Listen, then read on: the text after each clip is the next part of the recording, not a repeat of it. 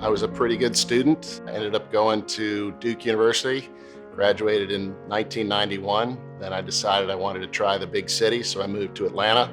I went to Emory for law school.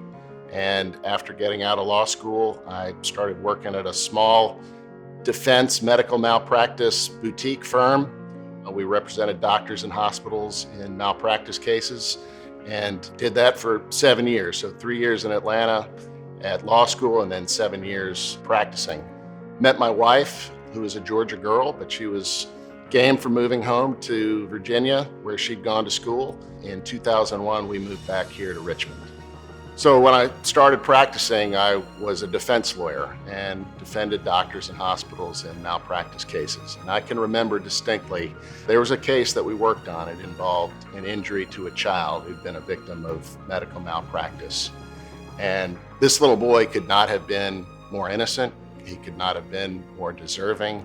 He could not have had a more difficult road of life ahead of him.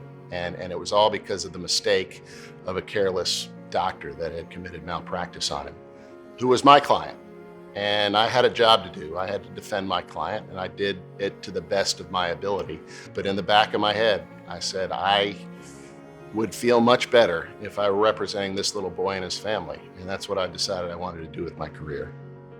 So working on the defense side of cases for 10 years, I think gave me a good insight into how my opponents, my adversaries, are going to approach a case. One of the first things I do when I talk to a client is I think, how am I going to lose this case? If I were on the other side, how would I defend it? And I think that gives me a really good approach to put the case together with the building blocks necessary, that if somebody on the other side was thinking the way I did at the time of that first call, how they would go after it. If I can do that, then I think I'm in the best position to do a good job for my client.